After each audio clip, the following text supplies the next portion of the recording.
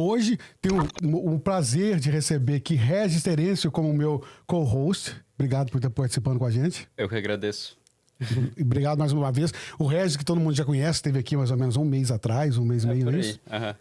Já batendo um papo, hoje não. Ele, além de ter trazido o convidado, o nosso próximo convidado aqui, ele também veio hoje participar com a gente, fazendo perguntas e sentando aqui do meu lado. É um prazer, uma honra estar com você do lado. Perfeito, igualmente. Tá? Fico muito feliz de estar aqui de Fica novo. nervoso não, que você é ator. Ator não fica nervoso, não.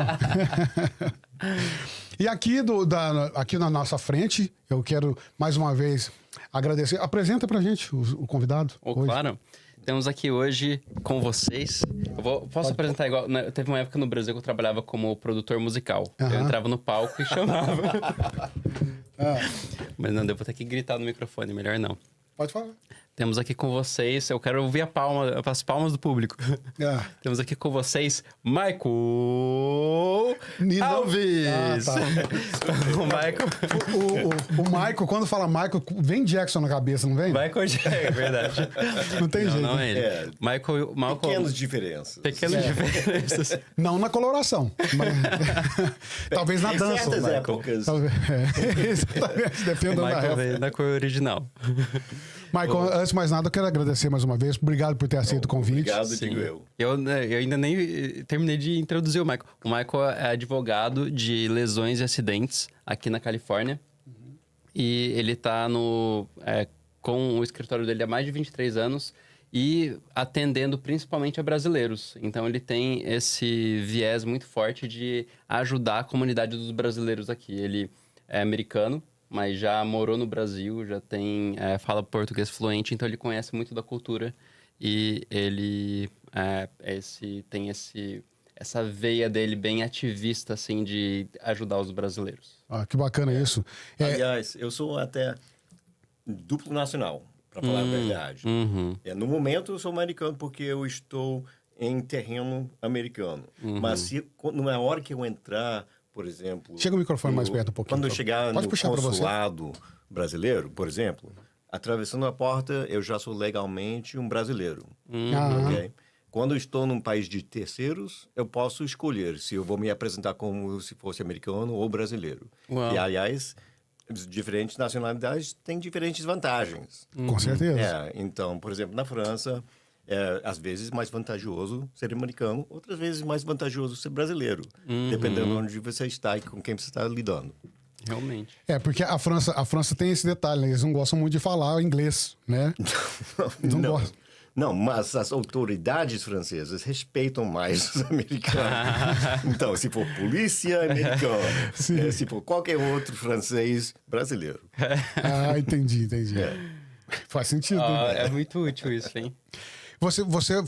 Vamos passar um pouquinho para que eu estava pensando que você era advogado de violência doméstica, porque minha mulher me bate. Eu estava pensando assim. Aliás, eu era inicialmente, quando eu primeiro me formei como advogado, eu trabalhei como defensor público na Tampa, Flórida. E eu especializava em violência doméstica. Jura? É verdade. Então, como é que faz o sinalzinho com a mão mesmo quando você tá com violência doméstica? Faz o sinalzinho, tem um negocinho. Tem? Não sei. O pessoal faz, eu tô fazendo piada, mas é verdade. Tem uma coisinha. Se fosse, eu ia precisar de você, porque minha mulher me bate. É triste, mas fazer o quê? Mas aqui, sem falar na brincadeira, o pessoal tá vendo você falar português, né? E falando português muito bem. E você acabou de falar sobre a questão de ter a dupla cidadania e as vantagens de ter essa dupla cidadania. Por que fala tão bem português sendo americano? Conta pra gente um pouco da sua história. Bem, minha mãe era brasileira. Ela era carioca, aliás. Mas ela foi embora pro Massachusetts para estudar quando era jovem, quando era adolescente. Por várias razões dramáticas. Ela era super dramática.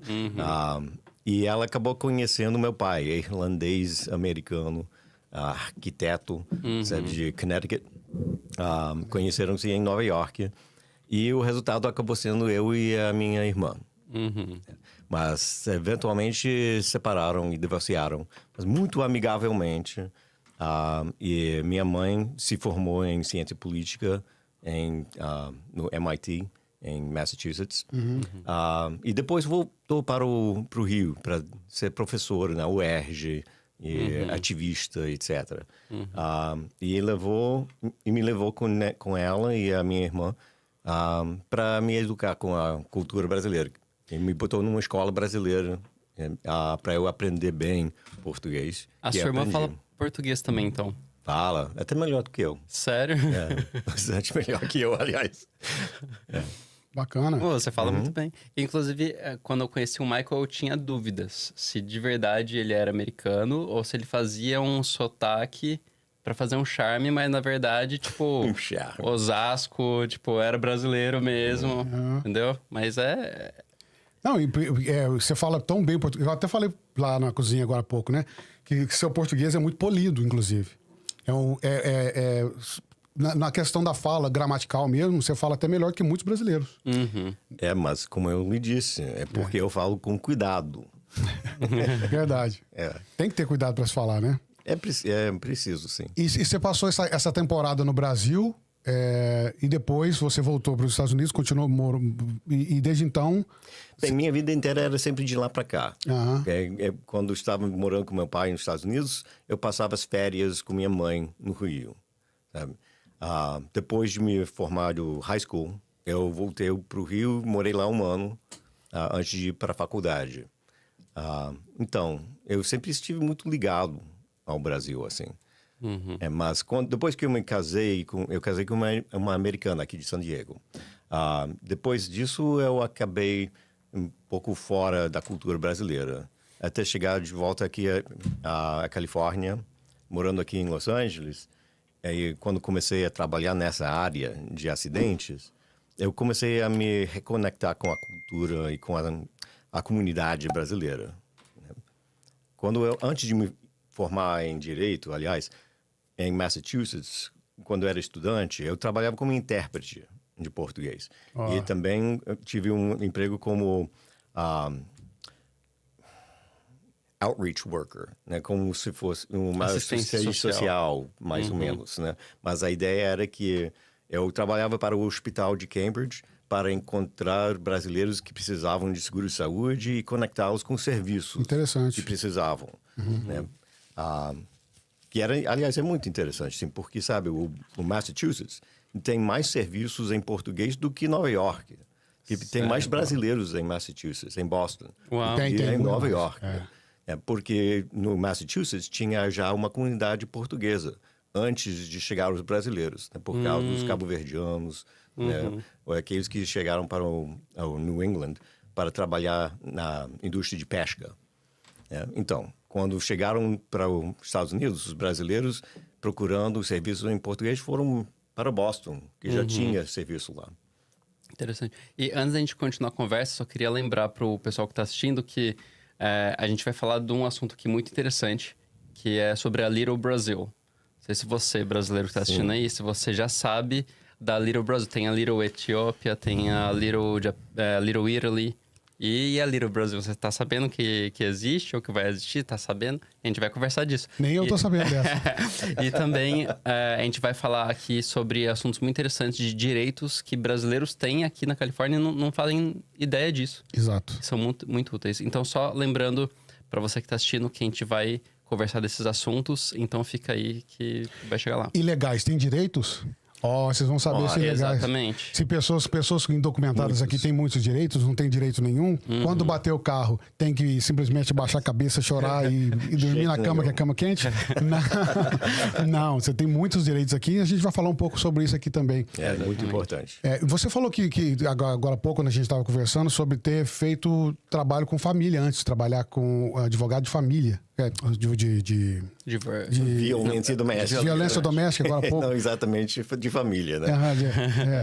Mas, e como é que foi essa experiência? Bem, eu trabalhava como defensor público em Tampa. E, aliás, foi naquela época que eu aprendi a falar espanhol, para falar a verdade. Né? Mas olha só, é porque quando eu comecei a trabalhar lá, os meus chefes levavam para mim qualquer cliente que falava espanhol. Ajuda esse cara, ok? Porque ele fala espanhol. E eu diria, eu não falo espanhol. Então, mas, você não é do Brasil? Mas no Brasil não se fala espanhol. Eu ouço muito isso. Mas você fala o quê? Então, português. Ah, a mesma coisa. É porque para aquele que não fala nenhum nem outro, para gringo, não tem diferença. Eles não percebem. Sim. Então, os meus coitados clientes espanhóis acabaram me ensinando espanhol para poder comunicar com eles. Então, foi por isso que aí por isso que você conseguiu trabalhar com violência contra pessoa doméstica. Mas lembra que eu representava os acusados. Né? Então, eu era defensor público. Então, entendi. Não as vítimas. Eu representava aqueles homens que foram acusados de cometer violência doméstica. Complexo. Esse é um assunto bem polêmico, inclusive, né?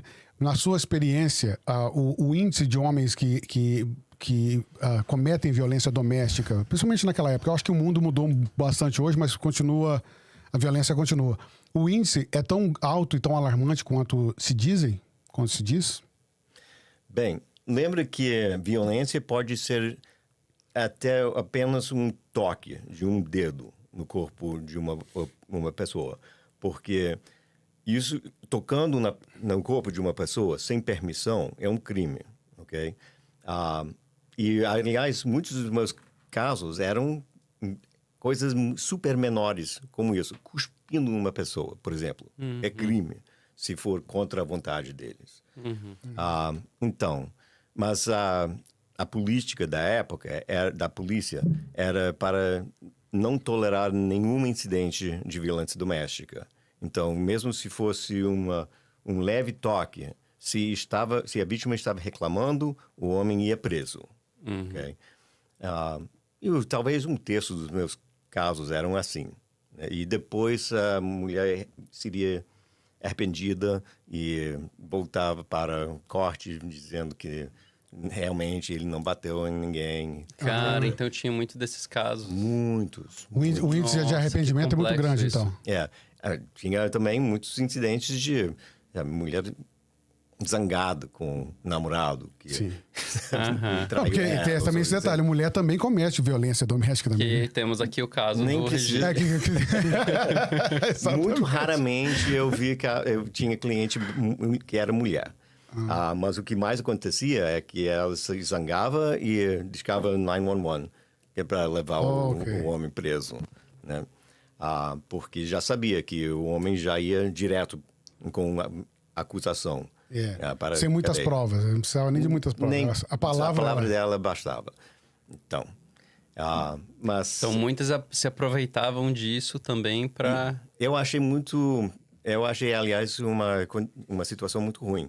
Né? Porque tinha simplesmente muitos casos gravíssimos, mas a grande maioria eram casos que realmente não precisava estar no sistema.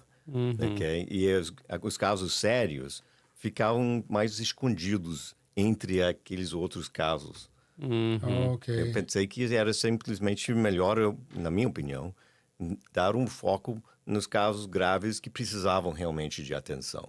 Que tinham, aliás, muitos, né? Sim. Especialmente na comunidade que nós servíamos como defensor público, eram todos pobres. Pessoas humildes, de condições baixas, que realmente com muita pressão da sociedade, que não aguentava e acabava tendo problemas domésticas dessas, e acabava o homem na cadeia criando mais problemas ainda para a família. Mas realmente a maioria dos agressores eram masculinos mesmo, então? Não, 95%. 95%. Mas o fato de não ter muita objetividade na hora de fazer o controle de quais os casos eram mais sérios, isso também atrapalhava bastante na questão de proteger quem realmente cometia o crime, né? Muito, o crime de verdade. Muito sim. Mas eu era mais efetivo, aliás, nos casos em que o meu cliente era culpado, porque eu podia dar conselho para o homem em como ganhar assistência no sistema, ok? Achando para ele serviços para ajudá-lo com os problemas que ele tinha emocionais, para evitar esse tipo de situação no futuro. Okay? Eu só realmente iria levar juízo, para o julgamento, casos em que o cliente realmente ou era inocente ou em que a polícia não podia provar de jeito nenhum que ele era culpado. Uhum. Que isso também é muito importante para mim. O governo, para controlar o governo, era muito importante para mim, para insistir que o governo provasse as cargas. Mesmo eu sabendo que era culpado, o Estado precisa provar que o acusado é culpado, com evidências. E eu não vou deixar um cara ir para a cadeia simplesmente porque alguém acha que provavelmente ele é culpado. Uhum. Tem que ter certeza absoluta com provas em que ele definitivamente é culpado. Senão... porque só assim que a polícia realmente trabalha. Só assim que a polícia faz realmente o que precisam fazer. Mas imagino também que deviam ter casos, talvez muitos casos, de homens agressores que tinham provas e tudo, que obviamente tinham feito coisas terríveis, e ainda assim você tinha que defender eles. Sim, tinham. Mas eu defendia mesmo. Mas por causa dessa... Bem, primeiro, se eles fossem culpados e o Estado podia provar que eles eram culpados, eu podia, então, aconselhar o homem e achar para ele ajuda, ok? Mas se não podiam provar, então, sim, ele tinha muitos direitos. Todo o direito de ir à corte e insistir que o Estado provasse o caso.